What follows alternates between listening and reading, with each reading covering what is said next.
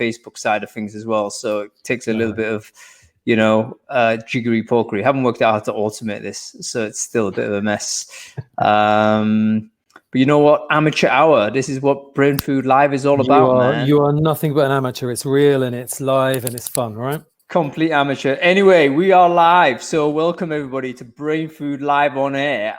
This is episode 55. I'm delighted to be with you today. It's actually a part of a double header today. So I'm going to be not only on, we're on now, but we're going to be on later on this afternoon as well. I'm going to do two shows with a half an hour break. So it's going to be a fantastic afternoon of broadcasting and entertainment, hopefully. And just before we kick off, I just wanted to give a quick shout out to our sponsors this week. Our sponsors are, in fact, BAME Recruitment. They are a recruitment business that is all about trying to create a more inclusive and diverse talent pool when you're looking to build your business. I'm really pleased to see this type of organization emerge, actually. It's very important, I think, that we see kind of organizations on the agency side really take some ownership of this piece and not just relying on kind of internal or HR folks to be part of this. It's a problem that all parts of the recruitment industry, I think, need to get involved with. So fantastic to have BAME Recruitment sponsoring this today. And some housekeeping before I begin. Firstly, apologies for what seems to be like a super laggy video here. I don't know why that is the case. I'll try and fix that as we go.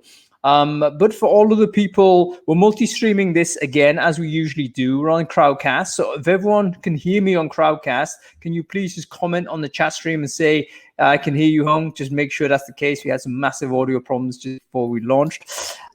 Same for you guys on LinkedIn. So if you're on LinkedIn right now and you're watching the live stream, just a quick comment, please, to say, yes, Hung, I can hear you.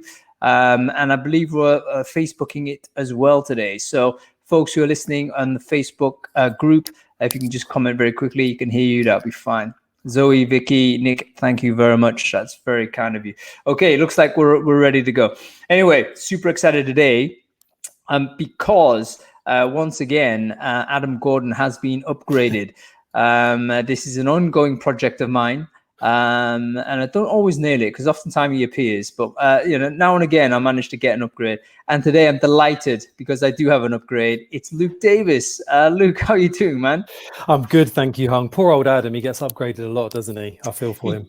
He sets a very low bar, so it's not that difficult, to be honest with you. But yeah, it's like you still have to ask people, don't you? And they can still say no.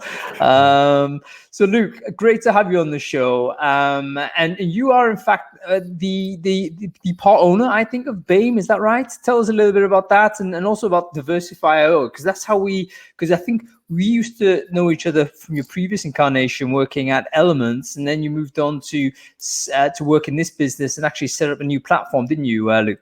Exactly right. Yeah. So I'm coming up to 20 years in recruitment and talent in May, and I guess I've had quite a few incarnations in that time. We got to know each other through the work I was doing at Elements. They're helping a lot of kind of fast scale tech organizations and corporates that were trying to hire at speed. But I suppose as I've got older, my moral conscience, my social conscience, my desire to take the talent and recruitment skills that I've picked up over the years, because I've done a lot of agency work, big agencies like Robert Half and Randstad, a lot of kind of RPO outsource work. So, my kind of mission now is like, how can I bridge that gap between candidates and employers, because I think there is a gap there. And the business BAME Recruitment is one that my wife set up just up to 5 years ago, and it was because she felt there was a lack of representation in the organizations that she worked in. And gradually over time, it's been a kind of a part-time thing for me, but as this is taking longer and longer and longer, and I have kind of personal reasons as well, coming from a mixed race family, that I just feel like I had to do more. So fully full-time now with Cynthia, but also created a platform called diversifying.io, which is effectively a careers platform where organizations can reach out and speak authentically to people from communities maybe they're not currently resonating with. And that's kind of one of the big issues or the big disconnects that I see in this D&I challenge that we've got.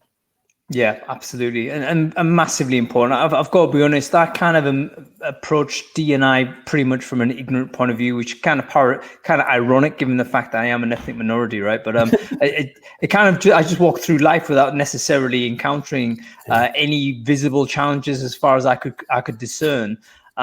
So I do sort of take ownership of the fact I don't know. So this is going to be a fascinating topic for us today.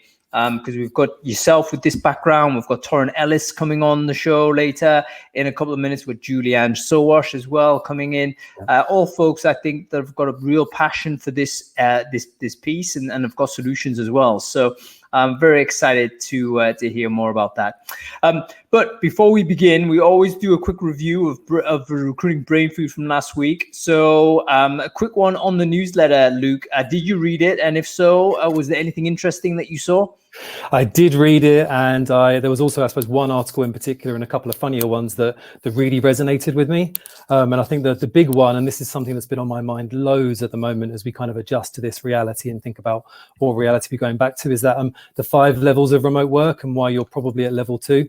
Right. I thought it was an amazing article and an interesting starter for what I've been seeing around, like, some people that are used to remote working, some people that I suppose is the first time some of them had video interviews, and this feeling that kind of most of us have literally taken everything that we do in the office and we've literally kind of put it onto video. And I don't know about some people, but I'm feeling really zoomed out or hangouted out or whatever it might be at the moment, and kind of thinking again around how do we rebuild work to suit kind of what we want rather than just taking what we did in the office and putting it onto video.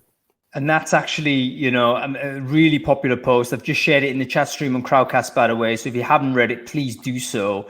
And it's all about trying to it does create a bit of a hierarchy, which I thought, oh, maybe some people get a nose put out a little bit on this, but it was useful because it did tell you actually there's some people that are quite new to this, and that's okay. But you've got to understand that just because you're doing these Zoom calls, it doesn't mean that you know about remote working in an optimal way. Particularly, what resonated with me on this was these mass Zoom calls you saw, where everyone in the business happened to be in it, and you think nothing's going to get done in that call. There's like 40 people on it.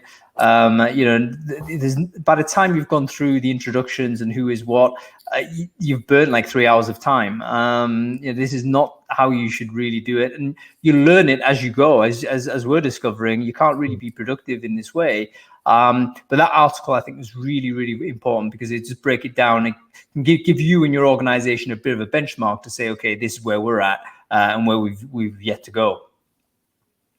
Yeah, big time. And I think that was then what kind of like tickled me about the next one of the other articles was there was the man who had created a digital AI powered tool for his video calls, which I thought was epic. Like, because if I was having to sit on one of those with 100 people, being able to get like an AI twin to take that call for me, that would have been off the charts. So it was a funny one. That was great. So for people who don't know what Lou's talking about here, but it's basically this guy, creative technologist, he called himself. But basically, he just uses tech to create interesting things. Not necessarily useful, but this was interesting and potentially useful because it was like literally, I think, creating a bunch of screenshots of his of how he would appear on Zoom, stitching it together in some sort of GIF, and then have that respond to questions that he could pre-program. And it was like, if you're stuck in a huge meeting that literally there's no reason for you to be in, just deploy the bot and the bot can take care of it for you. Very funny. Again, I've just shared it in the chat stream there. Great story. And also, I think a sign of the innovation that's there to come. I mean, right now it's a joke, but you can imagine having a remote or a robot avatar representing your position could potentially be okay in some circumstances. Like, let's say you're there purely to be interrogated for factual information. You could be there and say, these are my positions. That's not contextual. This is the position I hold.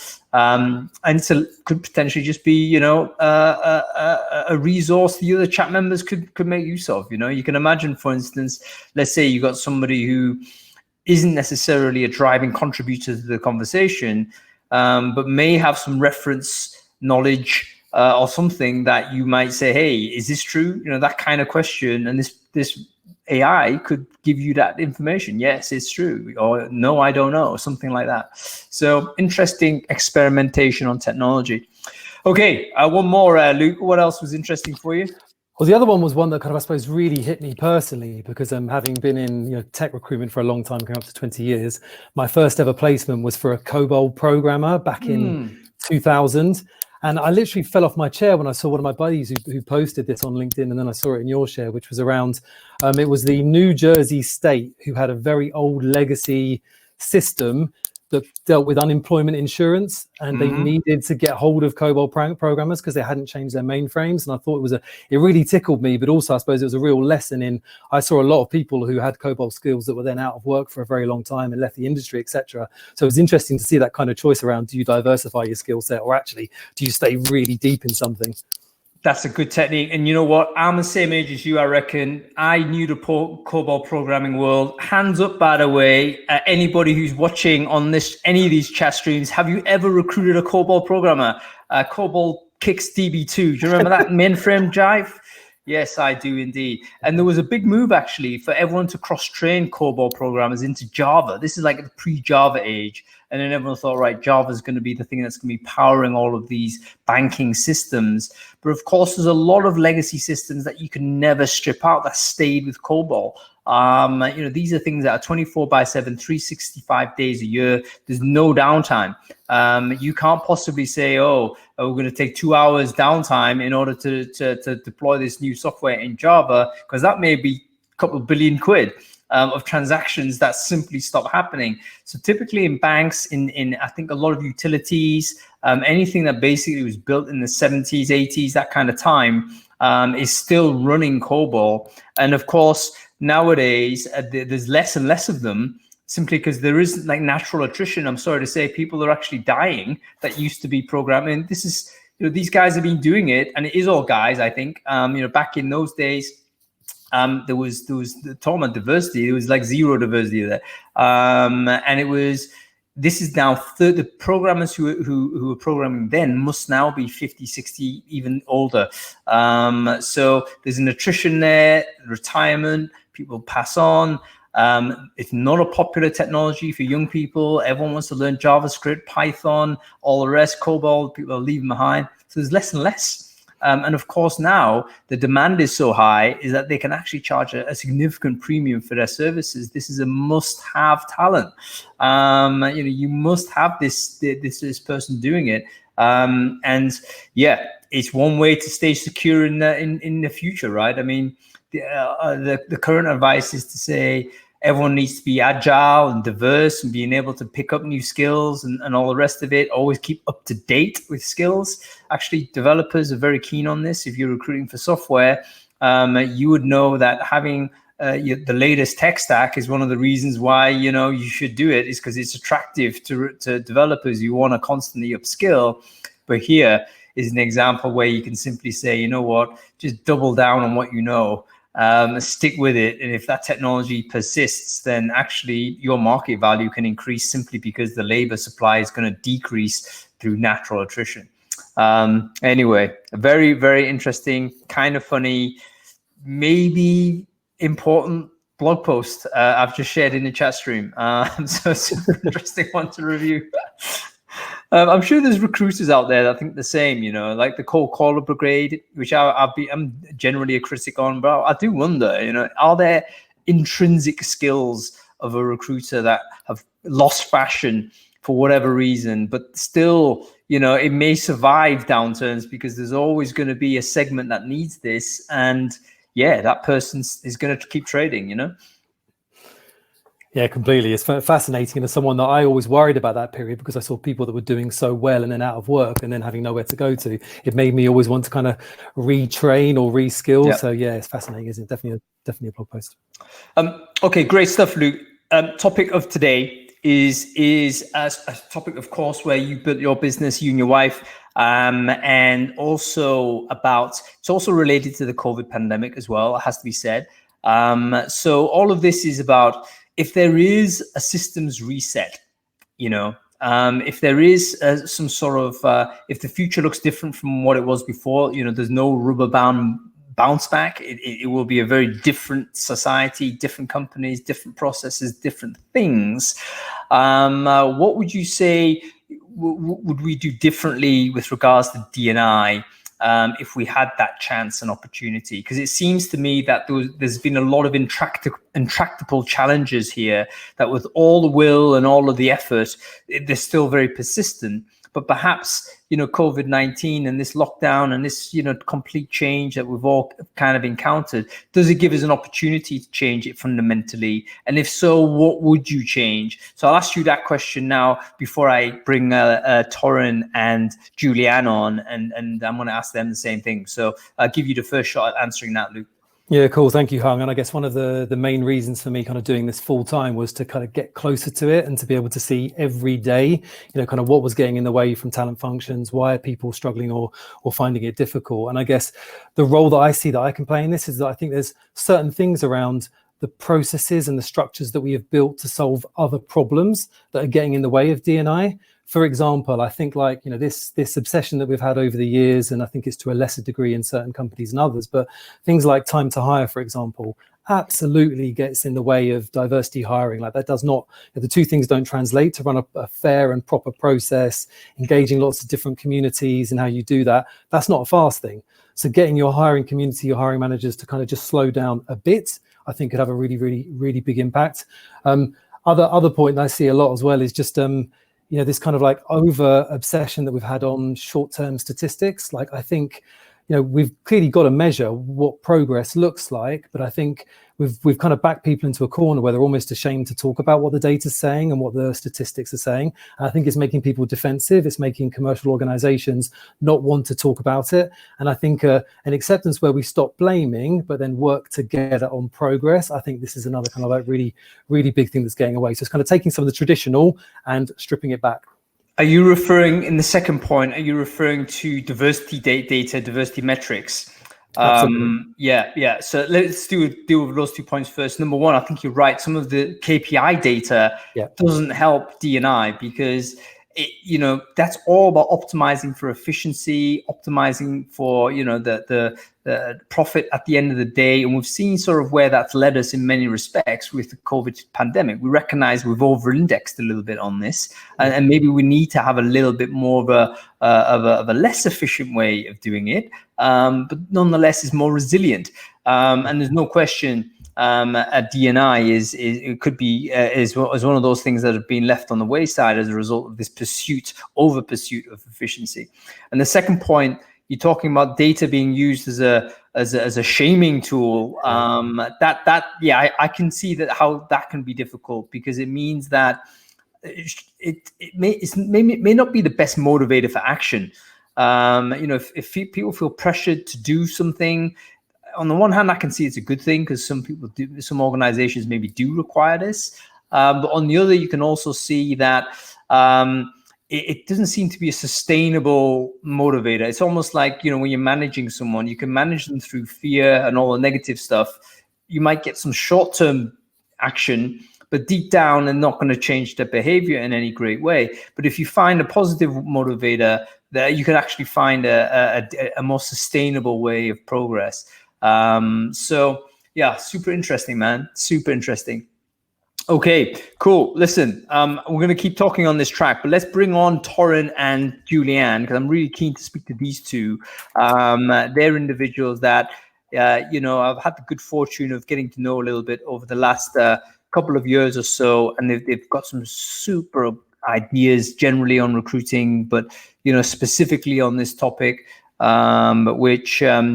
I'd be interested to share these ideas and get the audience to have a look. Oh, by the way, whilst we're getting Torin and Julie Ann on, what I can say to you is if you're watching this on Crowdcast and you have a question for any of the guests, please ask them in the Ask a Question feature. That's the place where basically we can go to it at the end of the show and we can make sure that we've got the information that you need. So if you've got any questions for Torin, Julie Ann, or Luke, just please ask them there. And there they are. Goodness me, better looking than you and I. Look at these two here. Well dressed, so cool. Well turned out, everything. Julie Ann, let's go with you. For the people who don't know you, can you quickly introduce yourself and who you are and what do you do?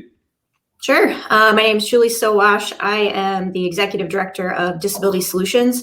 And you can think of us really as like a nonprofit RPO for companies that want to hire talent with disabilities, including veterans with disabilities and all types of disabilities really across the board. I'm also lucky enough to be the co-host of the Crazy and the King podcast with our guest here, Torin Ellis.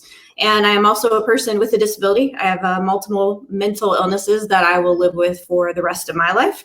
And I'm really happy to be here. Great to have you, Julie.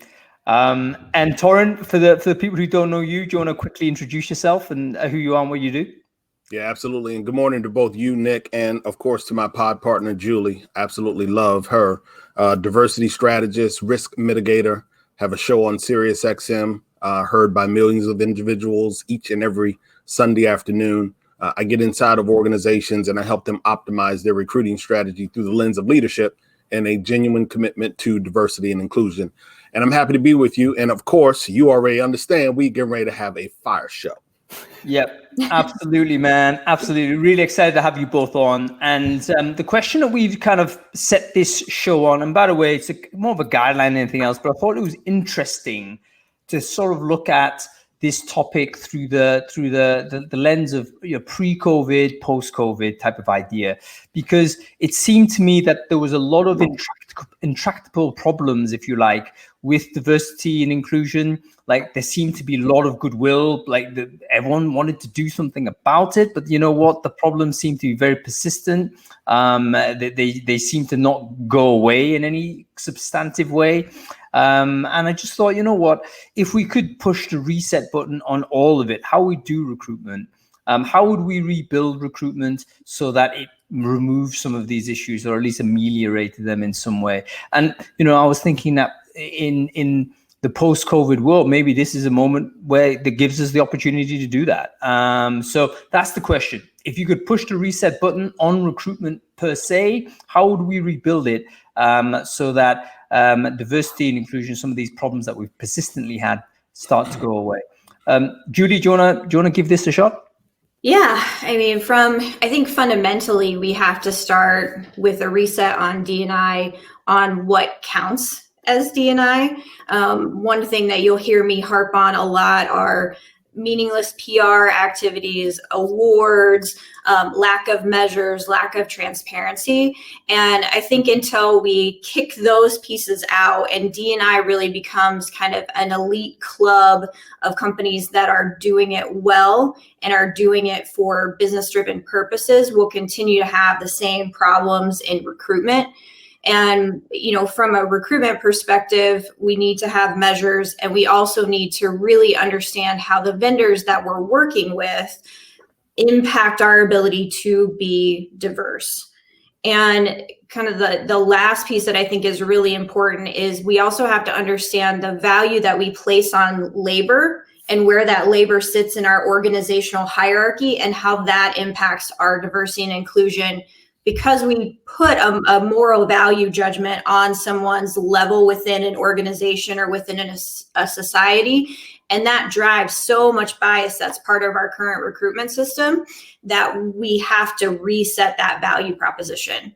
Can you give us an example of that, Julie? I think you've got something in your mind when you talk about how the hierarchy of value of different types of labor. For the audience point of view, can you give them a little bit of an example of what you mean by that? Yeah, sure. So we're going through it right now with essential workers. There is so much value to that cashier, to that truck driver, to those nurses, teachers. And because they make less money or they have less ability to create more revenue, then the way, at least in America, we have that societal moral judgment on them of their value within our system overall. And when women, Black and brown people, disabled people, LGBTQ people are in those lower levels, we start to associate their value based on where they sit in that hierarchy. Jeff Bezos is no more important or more valuable than the person who packs the boxes at Amazon, but because he is much more wealthy, he then gets that extra value because of his wealth. You know what? That's a really interesting way of thinking about it. And now that you've mentioned it, I'm beginning to just cycle through the sort of roles that exist within a business. And you know, the organogram as we see it is all clearly a hierarchy, and we apply the values accordingly. And it is based on revenue, isn't it? We think that the guy or the girl who makes the most money is the best person, most valuable person. And yet they may not be the most critical individual in that company. It may be the IT person, for instance, you know, or it could be the office manager or somebody without whom the business cannot operate. But because they're not visibly, you know, at the glamour end of revenue generation, they don't get that reward socially or materially. And of course, there's a demographic sort of outcome to all of that as well. Okay, cool. Well, I'd like to revisit this actually, Julie, but let's go to you, Torin. Push the button, man. Reset a recruitment, let's say. We're going to just do it all from scratch, throw away stuff we don't want and rebuild things that we do. What would you do to ensure that we have a more inclusive and diverse way of hiring? Yeah, so I'm going to try to take aim at the conversation. I'm going to hit a couple of different targets, and I'm going to pick up on the one that Julie just left when we talk about people that are frontline employees, grocery store workers, hospital aides, orderlies, just a variety of individuals that in the past 65 days ago, we really didn't pay any attention to. And it's really important for us to understand that, you know, when Julie says Black and brown people, just as a data point, something like 39% of jobs that are held by Black and brown people are in those positions. And they feel like a large number of them are going to struggle and suffer through this COVID pandemic. And so here's what I want. I would want that we be honest. I don't think that we've had enough honesty when we think about diversity and inclusion. I hear you, Hung, when you say that the will has been there. I would actually push back. I don't believe that the will has been there. We've had a number of people here and there and here and maybe over there, but we've never had a really substantive effort towards diversity and inclusion in many organizations. We're not willing to be honest in that regard. We're willing to throw up a press release. We're willing to put some money into a nonprofit organization. We're willing to show up in the community and build a couple of houses and say we did what we were supposed to do to give back. But we're not really going through the organization. And I mean, in every single business unit and department, looking at how D&I, equity and belonging shows up in the organization. I said from RecFest last summer, June 2009, quote, you cannot get, if you haven't gotten diversity right when everyone was coming to the office, how in the hell are you going to get it right when everyone is working out of the office? Look at where we are now. So the bottom line is we got a lot of work to do. We have to be honest with where we are. And the only way that we're going to be able to come out of COVID-19 and change what it looks like going forward is we got to be honest as to how do we get to where we are right now?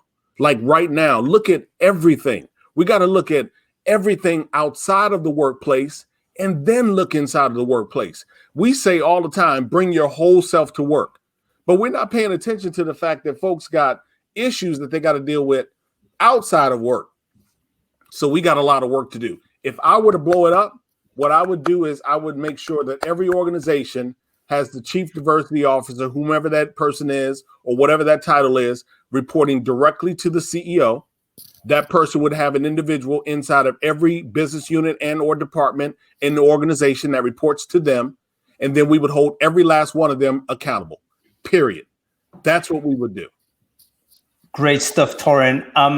Luke, I mean, feel free to pop in with a comment or observation anytime, but I just wanted to key on a theme that both Julie and Torin mentioned, which was this concept of honesty or lack thereof. You both feel that this has been the case in the conversation in D&I. In other words, there's been some gestures that performative type of things that basically would give people the PR, but not substantive change.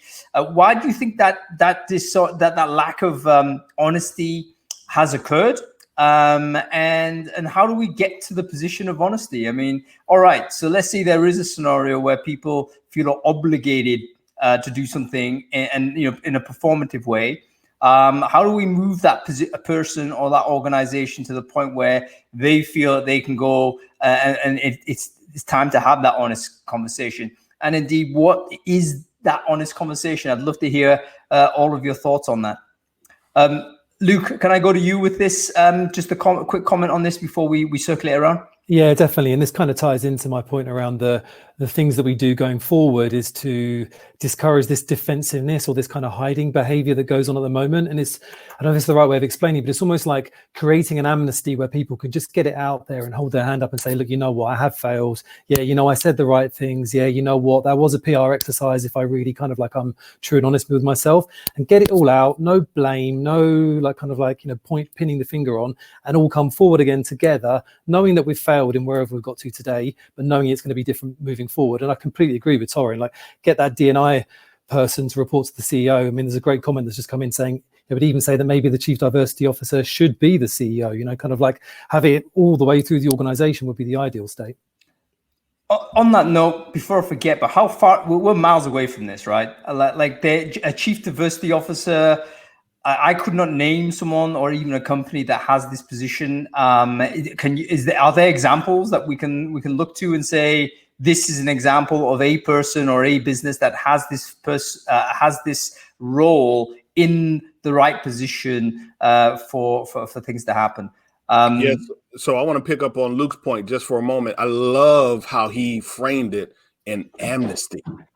I love that. I absolutely think that I need to steal that and figure out how to use that language, over the next couple of days, Luke. That was truthful right there.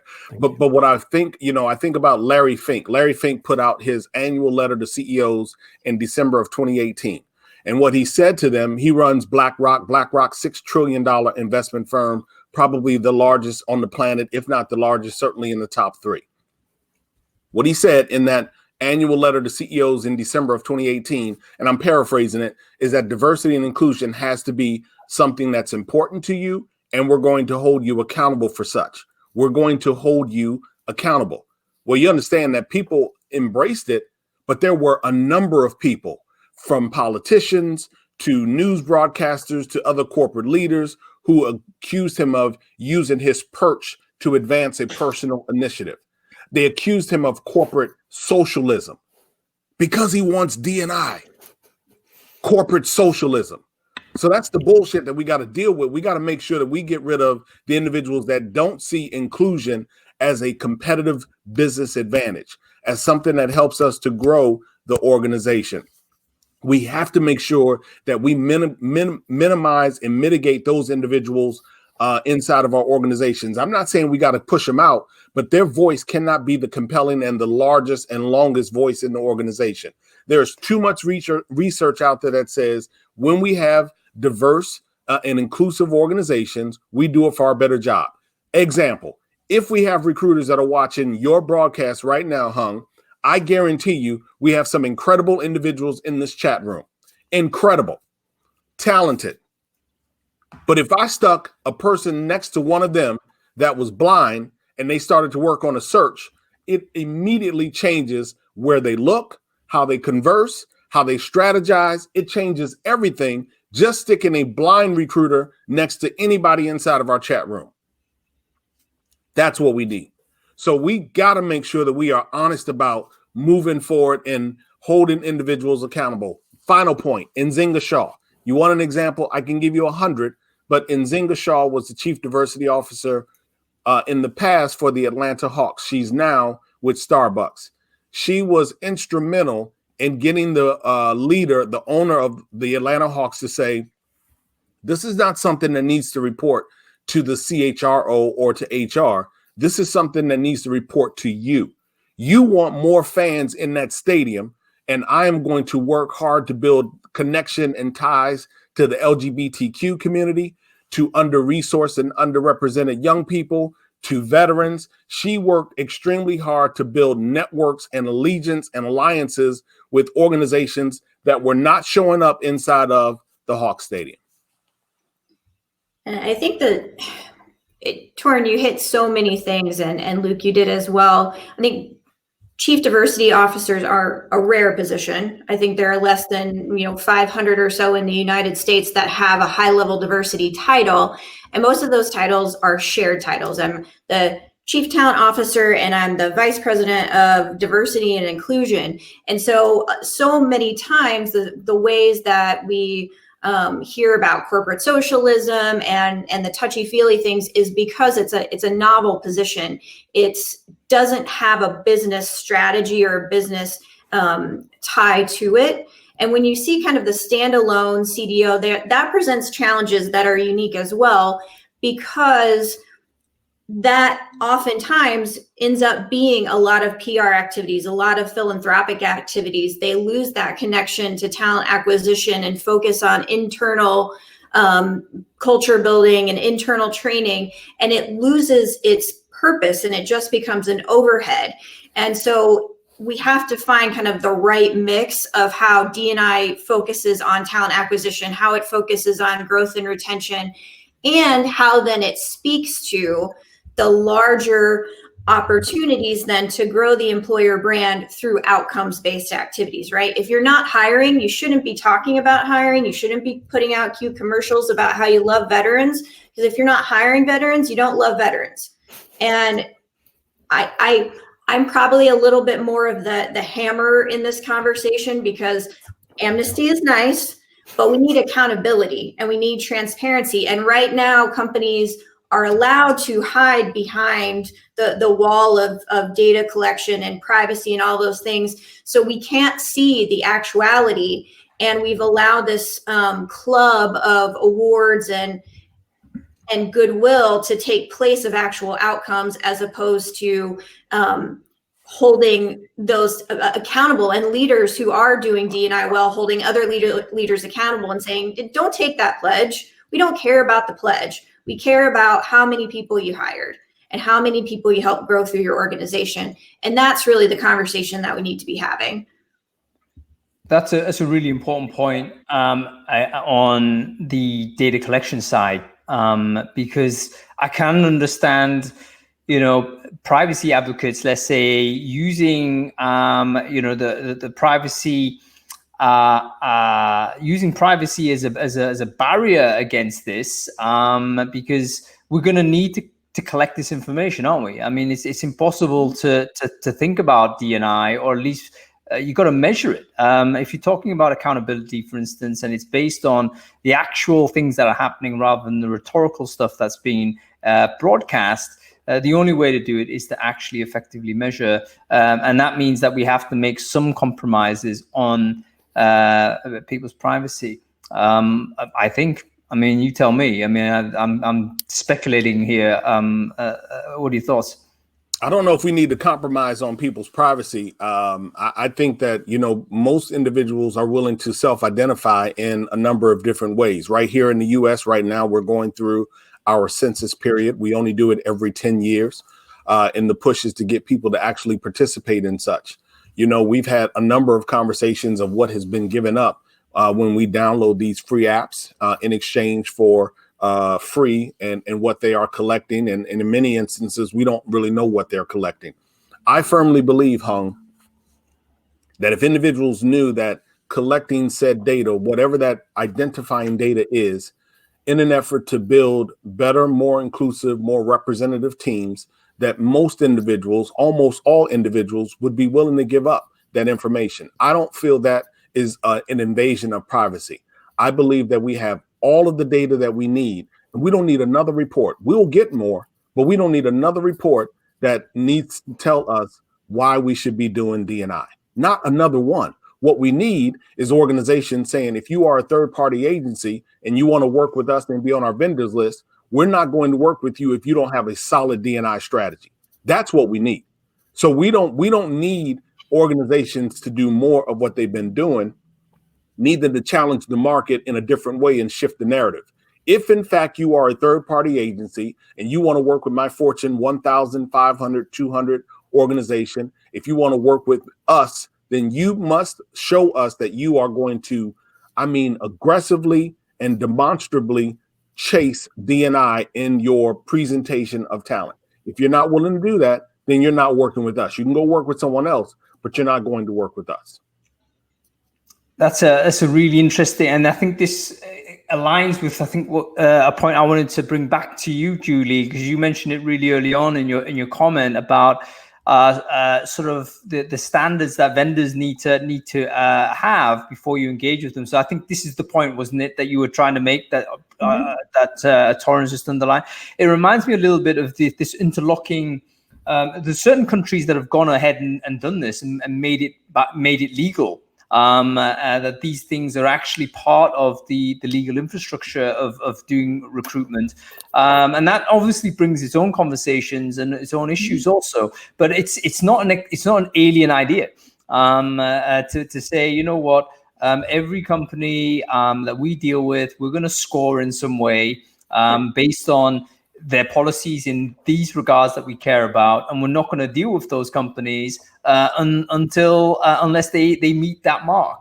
And you know, if you do deal with that company for whatever reason and they're below a certain mark, you might actually then descend to that level also. So there's I mean, I'm referring specifically to South Africa here, that have this. Luke, I think you seem to be familiar with this, but yeah. I had a few years recruiting in South Africa, and actually I think this is a really interesting example because they have absolutely kind of hardwired their supply chain so that you have to be, you know, certain ownership and you will not win contracts without it. The bit though that I suppose I kind of sit on the fence a little bit still, but I guess I use my South Africa experience to guide me, is this topic around accountability. Because in South Africa, it is hardwired into law. And look, the 3 years I was recruiting there was that you had certain candidates you had to give preference to. You know, if you were looking for a finance manager and you had a black female against a white female, the black female trumped the white female. Like there was a, you know, genuine hierarchy that you had to adhere to. It hasn't fixed the problem. So I guess kind of like, you know, I'm probably kind of somewhere between where Julie and Torin is around the, you know, yes, absolutely. We need to use the data. We need to work on it. We need to show it. We can't let people hide from it. But until we kind of get that individual to kind of want to make a change, because we hear the business case, but it doesn't seem to be resonating into action. So I'm kind of like, you know, kind of this reset bit is how do we do that in a way that we take what we know about accountability, take what we know about kind of speaking to someone's heart and mind around this being the right thing, and step forward, like this amnesty concept, I guess. Can I just, sorry, Torin, go ahead. No, your show, man. Go ahead. It's my show. You're going ahead. Go. Well, I mean, again, so to Luke's point, you know, just throwing something out like spitting in the wind real quick in the moment. You look at some of these executive compensation packages, you know, $200, $300, $400 million a year. Certainly, if you can claw back some of that money, if we can hold individuals accountable, and it's not a matter of hierarchical preference, it's a matter of truly looking at the data. So how many individuals did your business unit or your organization interview last year, or how many were presented, or how many were promoted? How many did we retain? How many did we lose? Why? I mean, if we look at all of that data, I'm sure these compensation experts, people that know the numbers, they can come up with a formula, a system. And I think that it's company specific. I don't think that there's one rule that works across industry. I just think that organizations can say, look, this is what will work for us. And if you do these things, we're going to compensate and reward you in this particular way. If you can't do these things, maybe we need to have a conversation. If you miserably fail at these things, and I mean, we know that it's intentional, that you are not giving it any effort, then we probably need to have a discussion as to whether or not you really belong inside of our organization. Look, we're not making it so that an individual is measured based on just their race. I do not agree with what South Africa is doing in that regard. I want it to be an even playing field across the board.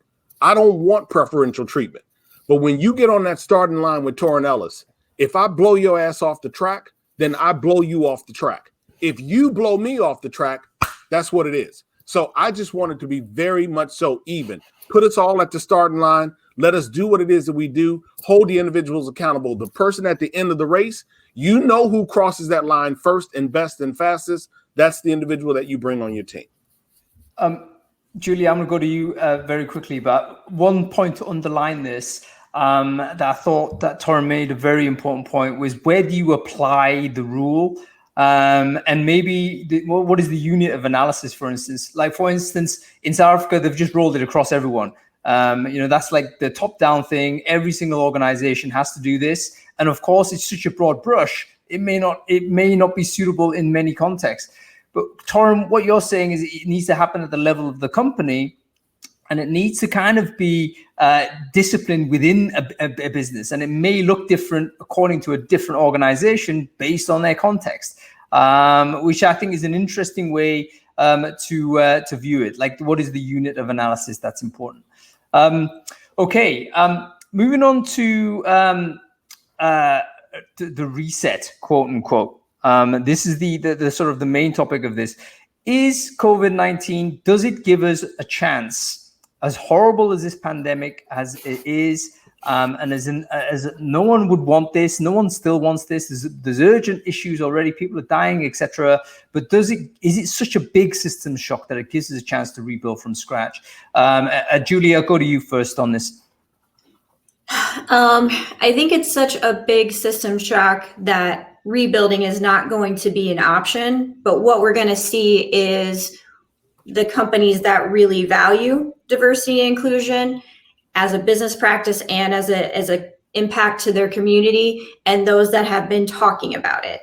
And the biggest challenge for CEOs, CDOs for the next 2 to 3 years is going to be how they've had these conversations about diversity and inclusion, and how we react when times get tough, and how we recognize the value of having diverse leadership and diverse workforce, a diverse board, and how that can now relate to a business conversation that has actual teeth and components to it. And we set a minimum set of standards to help achieve those goals from a business perspective. If it doesn't have resources, if it doesn't have commitment, then those companies will see that are just talking about it, those programs will die out. Those that are truly committed to it will actually continue to have resources and overhead that are devoted to diversity and inclusion. And I think, from something that Torin and Luke hit on, the starting line isn't the same for everyone. And I think that's important. I don't like the checkbox of ratios and all of those things, but when we're building processes, when we're hiring vendors, when we're looking at how we put assessments in place, for example, we have to understand that as a woman, my starting line is different than Torin's, and it's different than Hung's, and it's different than Luke's. As a person with a disability, it's different when my disability is hidden versus when it's visible. And we can hold our vendors accountable, and we can hold ourselves accountable to make sure that we have created appropriate opportunity within the talent acquisition pipeline to make sure that people who have a different starting line are getting to the finish in a way that is both impactful for the business and for dealing with institutional inequities that companies have the opportunity to actually have it to change. Yeah, you make a good point, Julie, and I'm so appreciative of you correcting me in that way. That is what equity is. It's making sure that we put an individual at the appropriate starting line and then allow them. We support them. We give them the resources. We give them access to the support that they need so that they can do the job that they said they wanted to do and that we hired them to do. So thank you for that correction. So building on this idea of potential reset, one of the features that we've seen in this pandemic is that suddenly we've had this fragmentation of the physical business. Like, everyone's had to just work from home.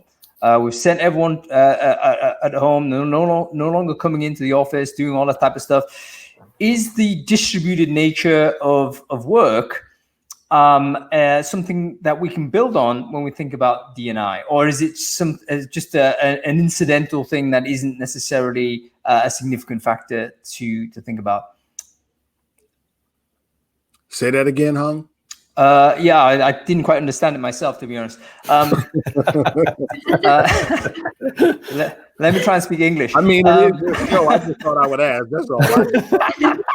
No, I guess what I'm saying is that, okay, are certain iniquities based on the idea of co-located in-office work. For instance, I think absolutely right, because imagine, like, one of the things that's definitely true was that when you're assessing someone, in-person interviews are a classic way of door opening, door shutting, right? I mean, basically that's how, do I like this person face to face? And I was always pretty good at converting interviews because, generally speaking, this is my comfort zone. But I can imagine someone who's got a different psychological neural profile to me. Actually, that's a huge barrier because it's really difficult. They're not comfortable in this face-to-face scenario, and yet they could be equally, or if not more competent than me at the task at hand. Now, I think that in-person interview is intimately linked with the idea of a co-located office environment. Whereas if you're distributed and we're doing a call like this, and this is how we're working, actually, does that help? I mean, does it help someone, for instance, that isn't as comfortable in an in-person environment? The answer's got to be yes. So I guess what I'm saying is, right, everyone's working from home now. Let's imagine there's going to be a percentage of companies that like this and will persist and say, hey, this is the new normal for us. We're going to be more distributed. Maybe this becomes a long-term trend throughout. And if so, is that going to support or help the D&I sort of D&I generally? I mean, is this an opportunity for us, this idea of distributed and remote work? Yeah, well, I mean, I would hope so. In the article that you posted earlier around the levels to working remotely, great article. I actually shared it myself. He said that they have 17 or 1,200 employees in 75 different countries. So the assumption there is that he's got a great deal of representation and inclusion in the organization. Well, representation, I don't know necessarily the level of inclusion, but the point is, from an aesthetic standpoint, he's got the representation. I absolutely believe that if in fact we are genuine, and once again, we hold people accountable, if we say we are going to set a new norm, if we say that we are going to do this work differently post COVID-19, what does differently mean? Differently means no more taking orders from mediocre white men. What does different mean? No more taking orders only from people with privilege. What does different mean? Different means no more allowing Black and brown people to be complacent and silent. We got to get a different set of folks with minds that are sitting around the table making some of the decisions. And when you have that, you have people saying, you know what, geospatial challenges have prevented a number of individuals from applying at our organization. Now that they don't have to come in, they don't have to ride a subway for 2 hours, catch 5 buses. They don't have to do those types of things. We can get them.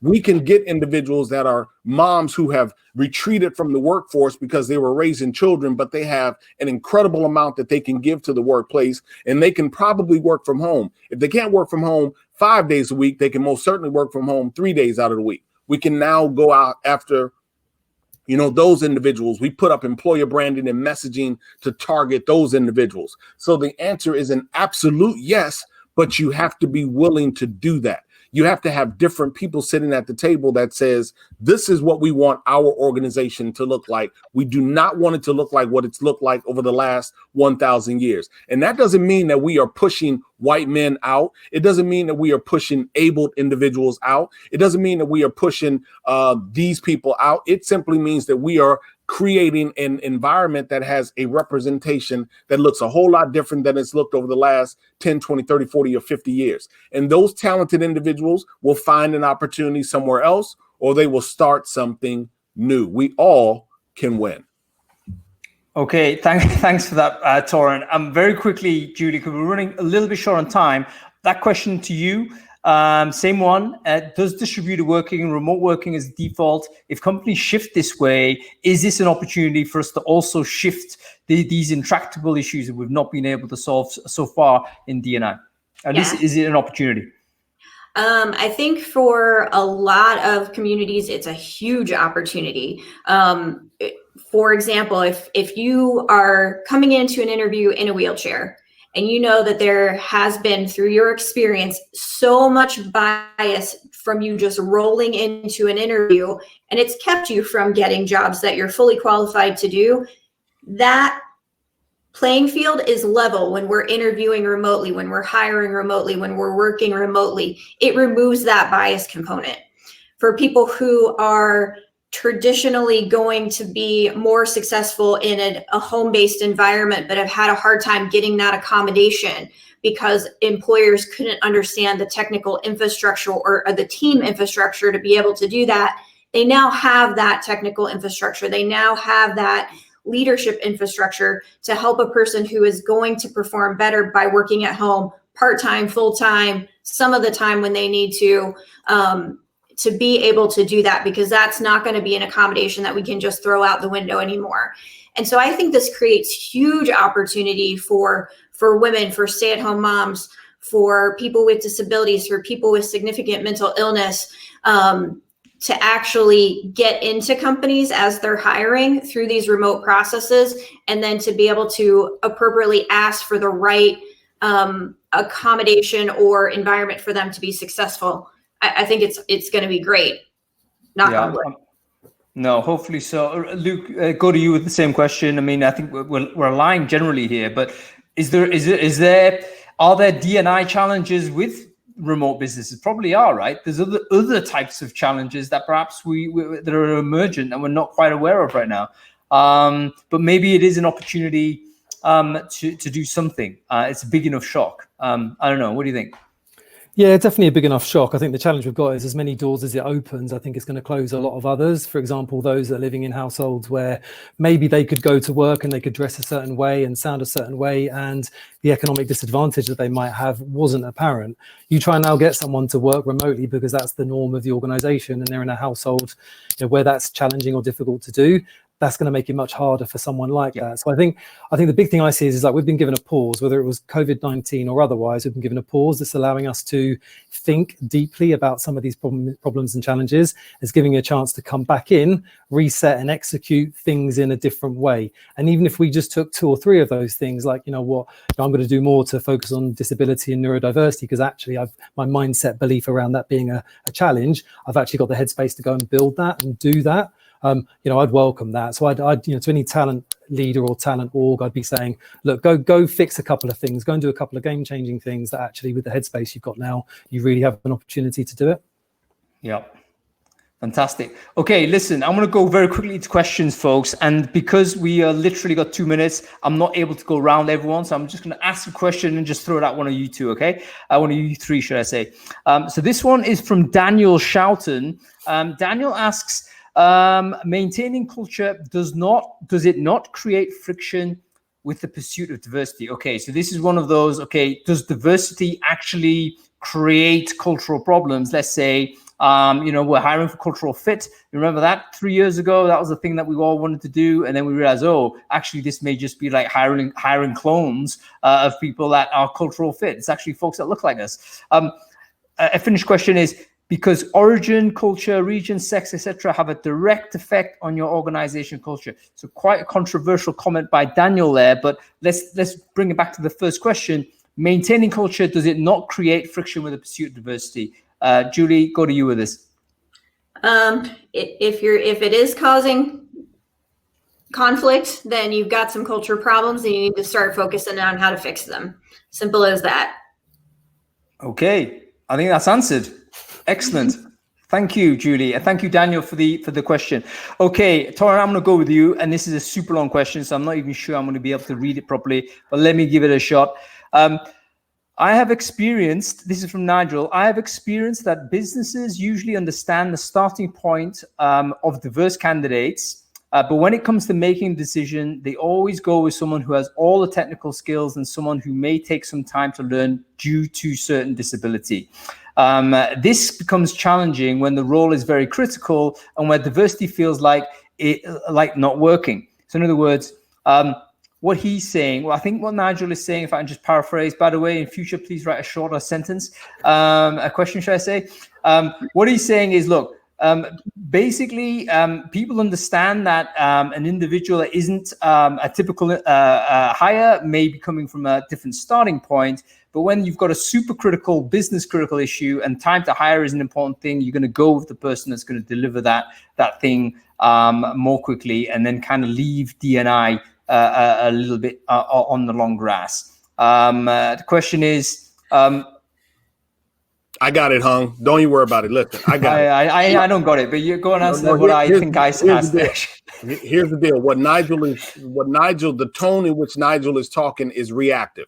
And that is what most recruiters are operating from. If in fact we are looking at time to fill and going after positions, most recruiters are working from a reactive standpoint. Position comes open. Now I decide to do what I need to do. That's tactical. I get it. Strategy wise, you say to yourself, let me look forward and find organization or opportunities in the organization where we really don't have any representation. And let's put a plan in place to go after maybe a person with a disability or an individual that's not represented. So there's tactical recruiting, there's strategic recruiting. I encourage organizations to do both. Fantastic. Thank you very much, Torin. Nigel, I hope that answered your question. Okay, folks, we've hit our time and our hour. Thank you, everybody, for your time and with us. Sorry for the laggy camera I've got, by the way. I know it looks kind of weird. It's kind of been distracting me all the way through as well.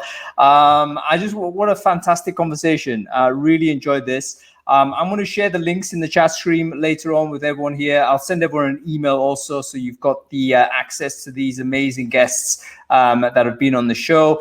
So let me firstly thank Julie Sowash. Thank you so much for coming on Brainfood Live. Pleasure to have you here. Torin Ellis, a pleasure as always to get you on the show. We'll do this again for sure. And Luke Davis, thanks for being co-pilot and co-host for Brainfood Live on air. Okay, everybody, that's it for now, at least for another half hour, because I'm back on with round 2 of a double header, and we're talking about LinkedIn. How do we work LinkedIn? What are the changes in 2020? So again, follow the channel if you want to catch up with that. Otherwise, we'll see you next week. Okay, everyone. Thanks. Thank you.